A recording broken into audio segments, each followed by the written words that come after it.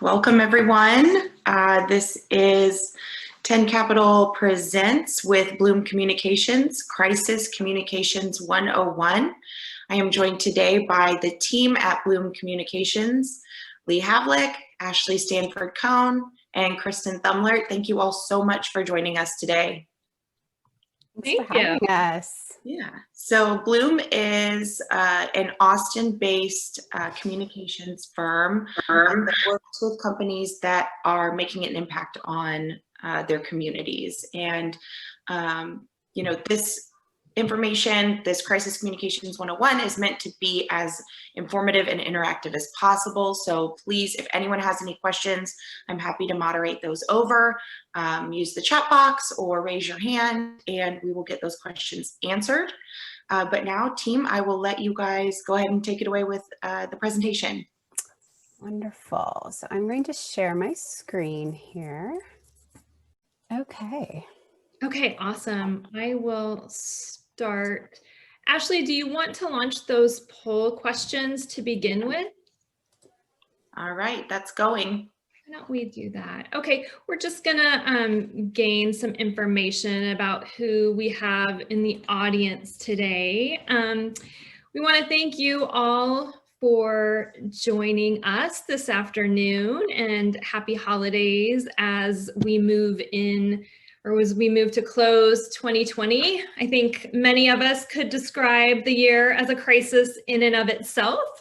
At Bloom, we are really passionate about crisis communications. A crisis communications plan is something that we recommend that all of our clients have in place, regardless of the size of the organization or the number of employees, because we've really seen the negative impact firsthand that crises can have on organizations when they aren't prepared. And alternately, we've also witnessed how smoothly things can go whenever companies have anticipated crisis scenarios and have prepared for them accordingly.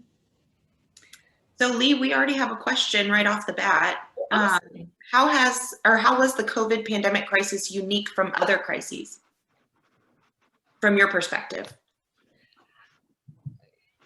Well, I think the main difference is that it is so widespread and everyone was impacted. It wasn't a one-off scenario. Every single one of our clients was impacted in some way. We saw nonprofits have to shut their doors because of that, and we needed to communicate around that. We saw our for-profit businesses, consumer brands that really had to pivot in how they were reaching their customers.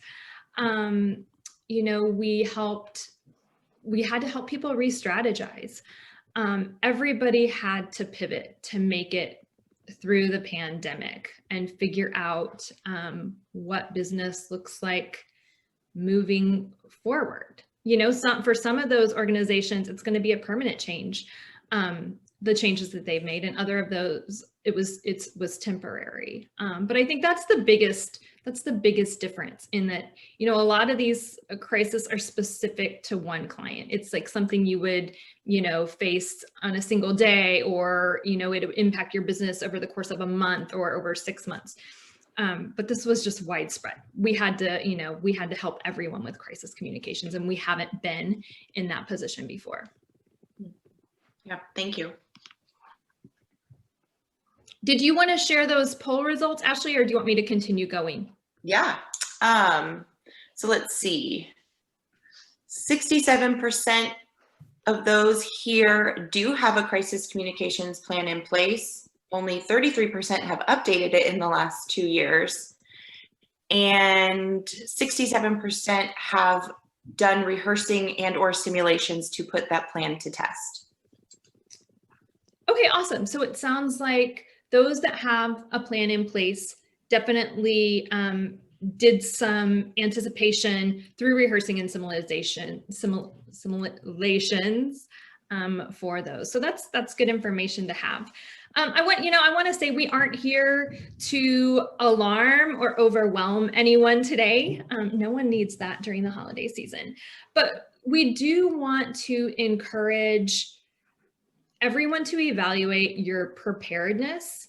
And we really hope that you walk away with some useful and actionable tips that you can put into place moving into 2021. And as Ashley mentioned, please don't hesitate to use your chat function. We want this information to be helpful, and we love questions. So do not hesitate to reach out. I think I was talking about prior to the question coming in, we've seen the impact that not having a plan in place can have. But then we've also seen, again, how smoothly communications efforts can go when people do have plans in place. So let's talk about what a crisis is.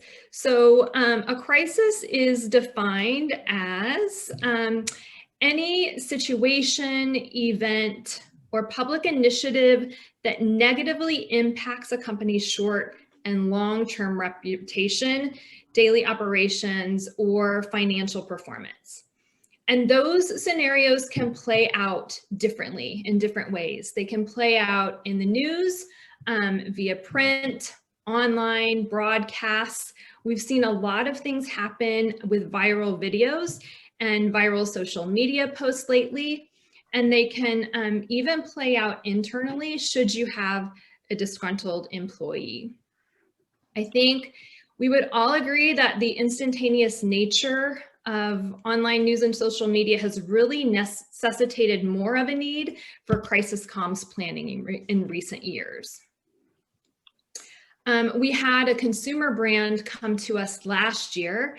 They had unknowingly affiliated and then unaffiliated with a political organization that was specific to climate change.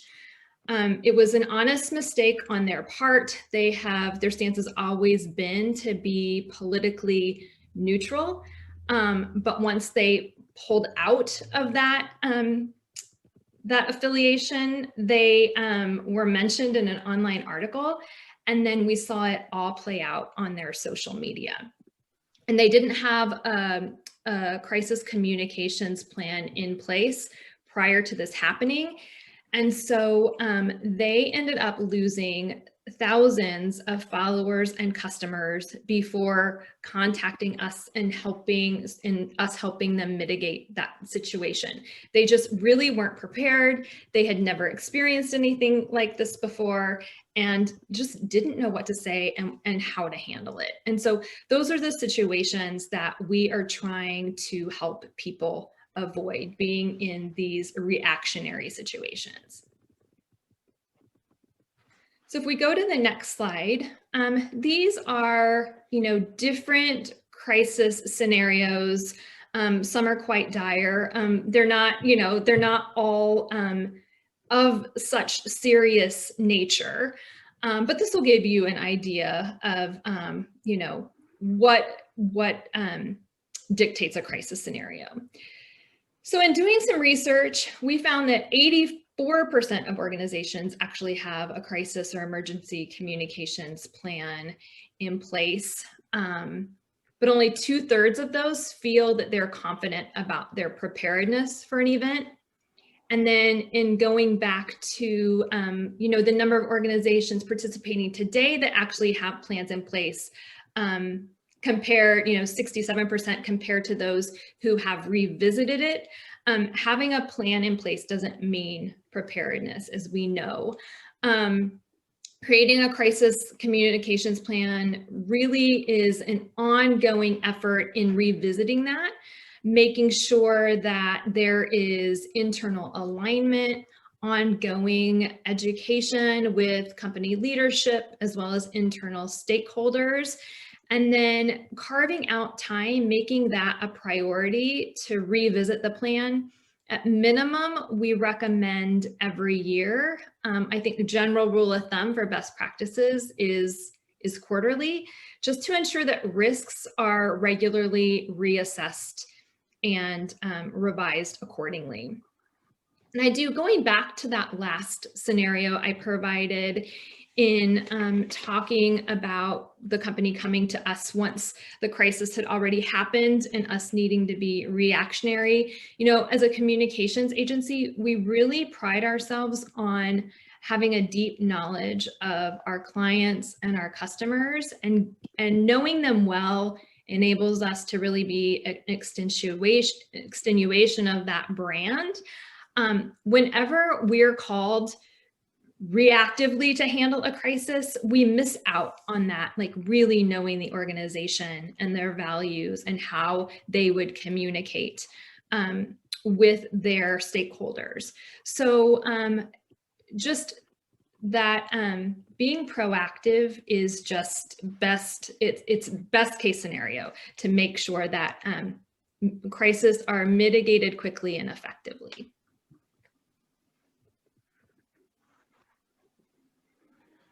Okay, so crisis communications goals. Really the overall goal with crisis communications is to dissolve the crisis in a timely manner and to be really open, honest, and transparent in any communication that you're doing.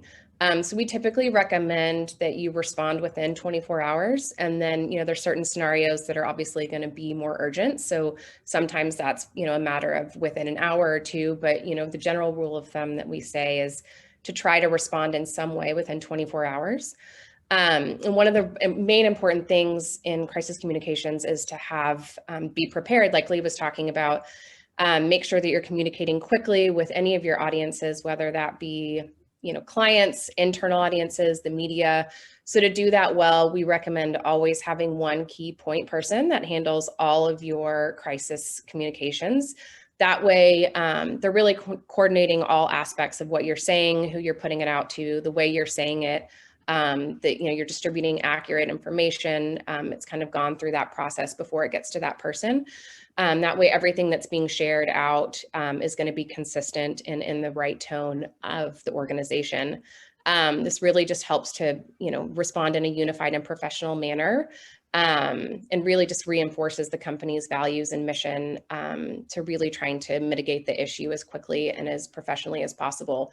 At the end of the day, the overall goal is to have as little damage as possible to the company's reputation.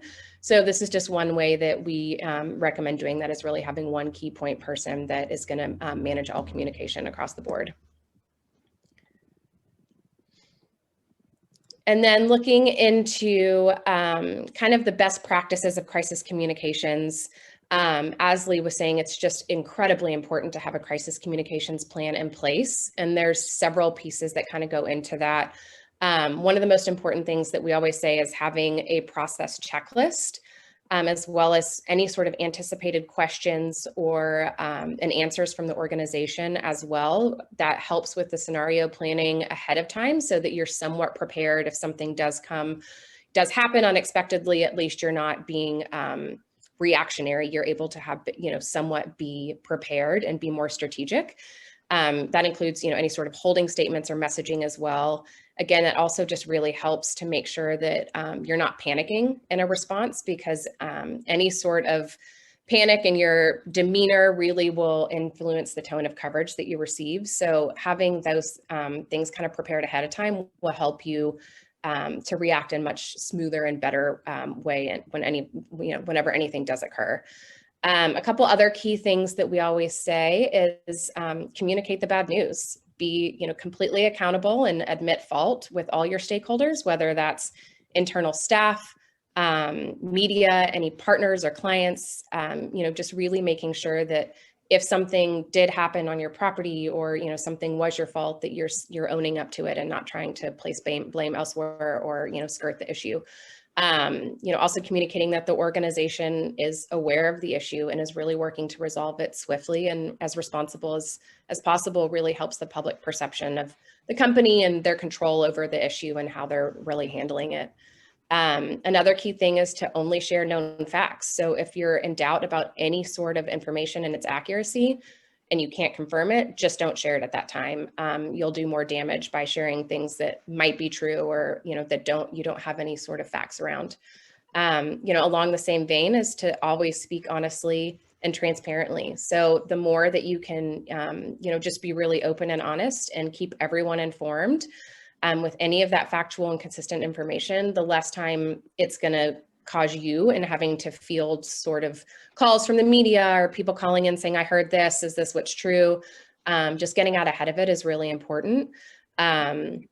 Which leads into the last thing, which is really just always being prepared. We cannot stress this enough.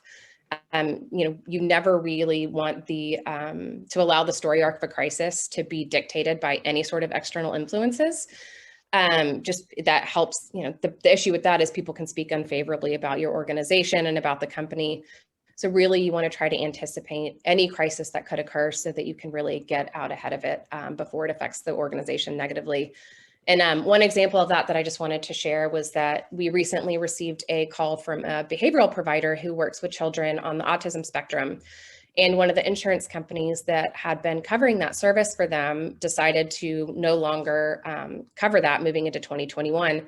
And even they were saying that they weren't going to cover some of the services that had already been rendered in 2020. So the behavioral provider realized that this could quickly escalate into a horrible situation since it was financially going to be impacting the families that they serve. And so they, got out ahead of the situation. They contacted us and we worked with them to really help to act as a patient advocate and get coverage showing the negative impact that this decision could have on those families. So they were really, looking to channel the family's anger into activism through media coverage to really help persuade that insurance company to continue to provide the benefits. And, at the end of the day, if they hadn't really seen the potential of this turning into a bigger issue, the patient's anger could have really negatively impacted their practice, not just locally, but also nationally. So that's just one example of, why it's really important to stay ahead of things. Kristin, we have a couple questions regarding what you just covered. Yeah. By admitting fault, are you opening yourself up to lawsuits? Ashley, do you want to take this? I know you've handled a lot more. That is a really good question. And I've been in situations where if that is of concern, always consult with your legal team. Depending on the organization, if there's, a risk team, legal team, consult and have them evaluate that messaging before you start putting it out there.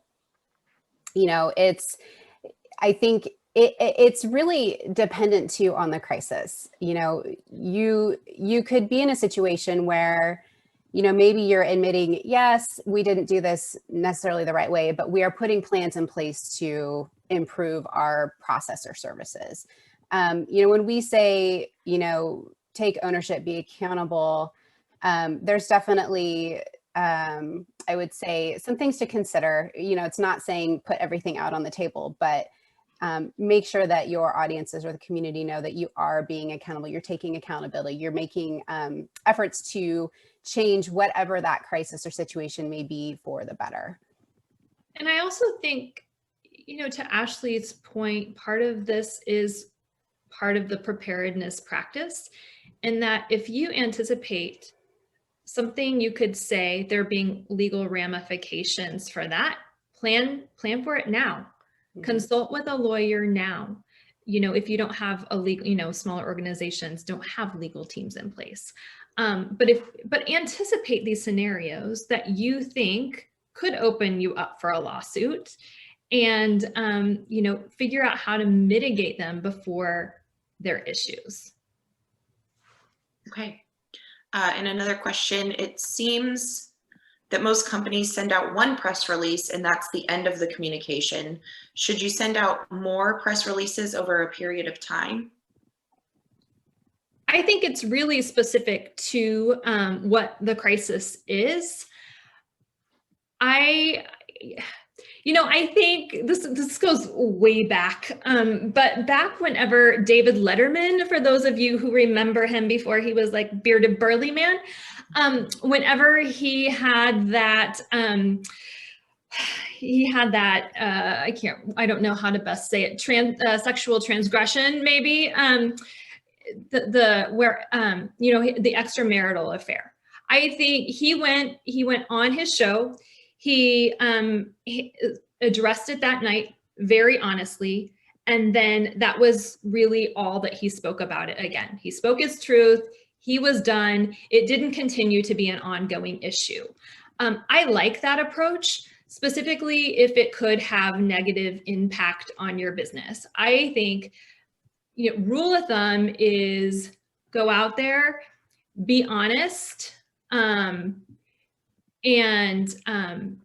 be transparent as possible. And then so that it can, you can kind of open that book and then close it.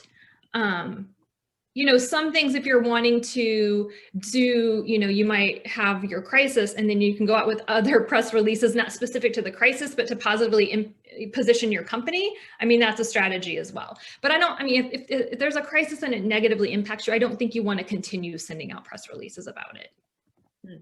Okay, thank you. And then one last one before we continue, guys. Thank you. Who in the organization should announce the bad news? Kristin, you mentioned it should be the same person. Is there like a best role, a best person in the company to do that, or how does that work? Typically it's the director of communications, if you have a director of communications, or the executive director if you're a nonprofit, or it could even be the CEO.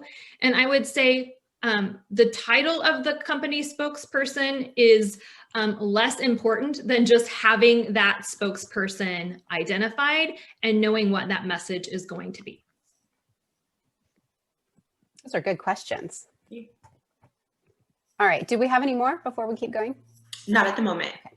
All right, so now we're actually, as we're already addressing, jumping into media relations best practices.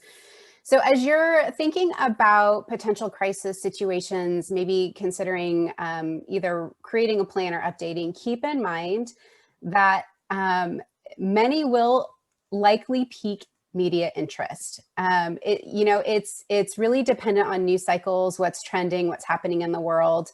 But I've been in situations where it was a slow news day and something got picked up that was really not even on our radar to be an issue and ended up being one. So again, not to continue to stress this, but it's so important to be prepared. Being media ready is something, so, again, depending on the situation and depending on your organization, having that comms team or media representative identified and having your staff knowing who that person is really important, because you're going to have media calling. They may show up for a live interview. They may approach your employees as they're leaving your business. And so making sure that your employees know how to handle those situations is really important. Getting their contact information, letting them know that someone will reach out, and then getting that to the right person. So whether that's internal, whether that's, you're working with an external PR agency, but making sure education internally is done as well. So your employees know that they are not to be answering those questions, that they're getting that information to the right person. Again, we've already talked about this, but identifying a spokesperson. So you kind of need two things. You need that media liaison. So who is your communications person who's directing the media, who's supporting your media representatives within the organization who are speaking to the media? So having those people in place is really valuable. And also within those roles, who is designated to release that information to the media? So obviously your employees are not authorized to provide information to media, but is it just your communications person in addition to the spokesperson? So having that in place. Messaging is really important. We've talked about this. Make sure you have approved talking points or a holding statement before you go to the media, and also have subject matter experts available. So whether that's those additional speakers who might be speaking on a particular topic or reviewing messaging, you're working with your legal team, you have your physician who's helping support messaging around the pandemic. So having that in place is really important. And also knowing your team and knowing the crisis. And I bring this up, and this is, again, very specific, but are you a healthcare system and you're working with local law enforcement or, maybe the fire department, knowing who their communications people are in those spaces, they're called public information officers, PIOs for short. So having those relationships ahead of time, and then in that crisis, being able to communicate, because oftentimes in, say, a situation where there's an investigation, you might be then sending media to the law enforcement's PIO. So having that direct communication and knowing your team is really important. And then lastly, as you're kind of, preparing for this, consider a media staging area. If you're a healthcare system and there's a huge earthquake and media is coming, where are you putting them? So that you're mitigating any additional safety issues. You have them all in one location where your comms team can then manage that situation. Messaging, obviously, as we talk about this again, is important. Don't exaggerate, don't make stuff up, stick to the facts. And most importantly, don't say no comment. I know sometimes this feels like a safe option, but it can come across extremely uncooperative and can result in negative coverage. And I will tell you, in a past lifetime of mine, this did happen, not me, but we did have someone in our organization who did not want to respond, gave a no comment response, and the result was a very negative statement about the organization in the article. So no comment is not an option, and nothing is off the record. Again, I think oftentimes we think that as we send, internal emails, internal messaging, that it stays internal. It doesn't. Internal is external. You may have a disgruntled employee who every email that comes out from the CEO goes to media. That has happened in my past life as well. So just make sure that you know that if important and sensitive information is going out internally, that it's reviewed by a communications team or by your legal team, just in case. And then a few tips for on camera. I think Kristin had mentioned this earlier, but appear pleasant. Try and be as calm as you can. I know that that's easier said than done, but avoid nervous habits. Looking down, avoiding eye contact. Those are going to be perceived as, you might be hiding something. As I just said, limit your ums.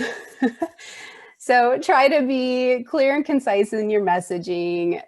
Again, just avoid distracting gestures. If you're working from home, find a space that your kids aren't going to be popping in, as the other Ashley and I were talking about earlier, kids coming in during Zoom meetings. And then, if you have access to media training or, I think depending, it's always really good to have media training for your leadership, or anyone that you've identified who will be working with media. That's always really good. You can hire externally to have someone come in and do that training for you.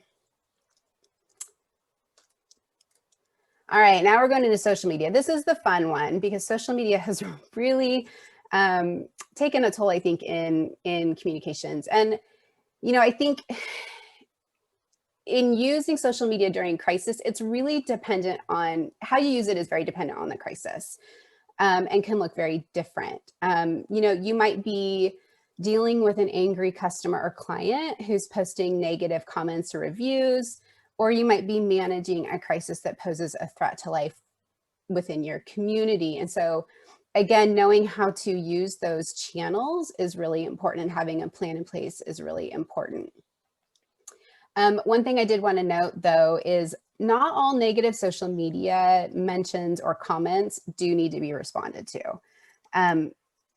Obviously you need to have someone who's evaluating those and looking at it on a case-by-case basis, but not everything has to have a response. So again, identify which channels you will utilize to share your communications in relation to the crisis.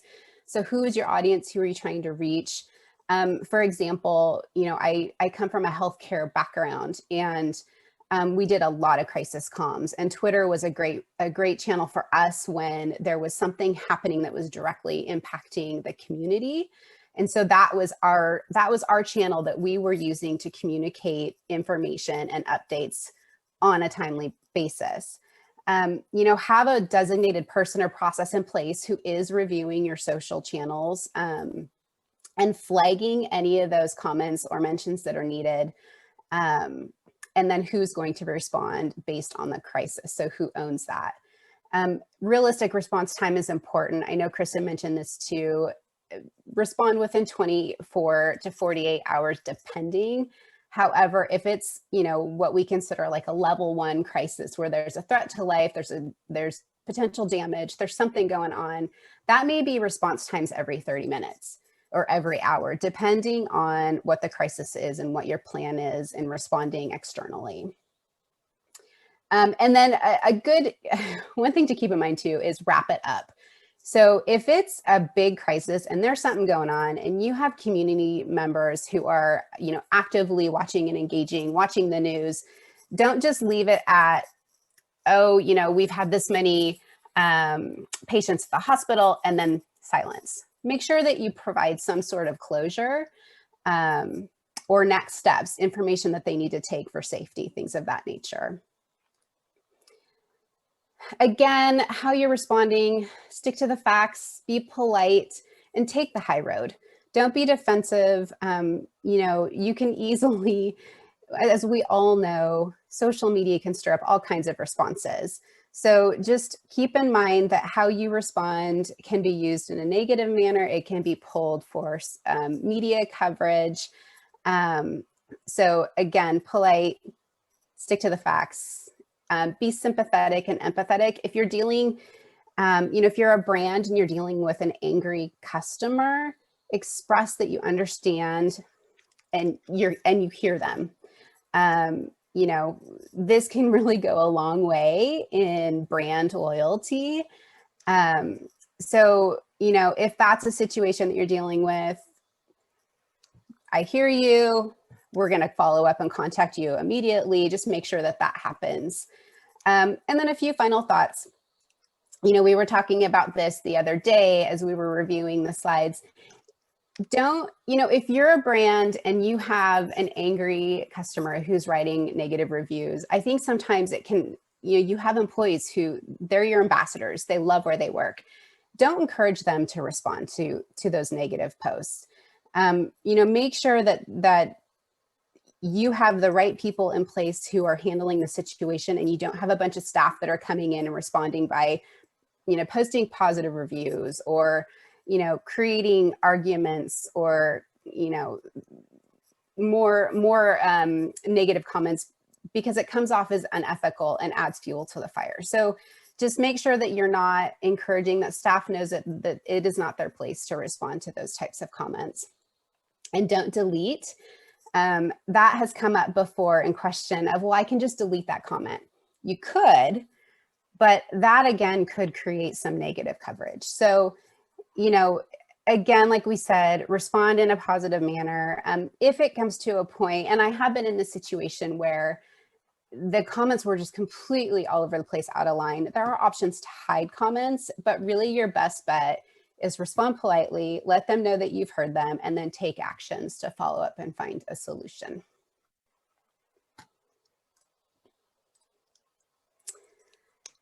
All right. So do we have any questions? Yeah, everyone feel free to pop them into the chat box. We have one come in just now. Have you ever seen a company generate a crisis just to get the PR exposure? That's a good question. I haven't been in that situation. Leigh, have you? I have not been in that situation. And, as a communications professional, it strongly advise against it. It's not ethical. And again, we encourage truth telling and transparency. That's all I have to say about it. While we wait for any other questions to trickle in, could you guys tell us a bit more about what Bloom services are?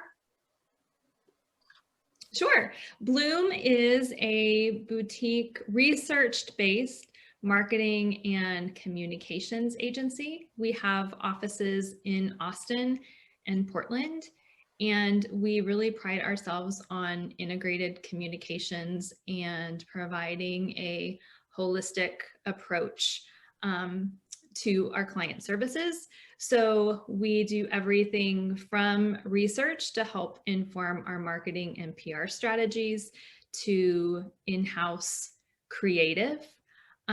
We love to tell stories. That's part of our public relations services, social media management, really spans the gamut of all communication services. Great.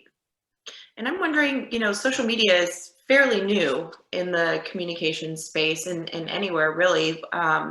When everything kind of shut down, did you see an influx of crisis cases going on through social media, or what did that look like? I think from a communications perspective and unrelated to crisis, we saw a definite shift in organizations wanting more digital marketing services and transitioning to a greater online presence. We did use social media, obviously, as a communications tool on behalf of our clients to share information. I think, it can be a really advantageous channel if people have a strong following and are and have people actually engaging with their social media channels. Okay. Well, one last call for any questions to come through. Leigh, Kristin, Ashley, this was really informative. Thank you guys so much for all of this information. And if anybody wants to be connected with the team at Bloom Communications, I will be happy to make that happen, as well as any other information on 10 Capital. So I think that is it for questions. With that, again, a final thank you to everybody here. Great questions, and the Bloom Communications team, really, thank you so much. This was great. Thank you for the opportunity. Yeah, thank you so much. Great. All right, everyone take care. Bye-bye.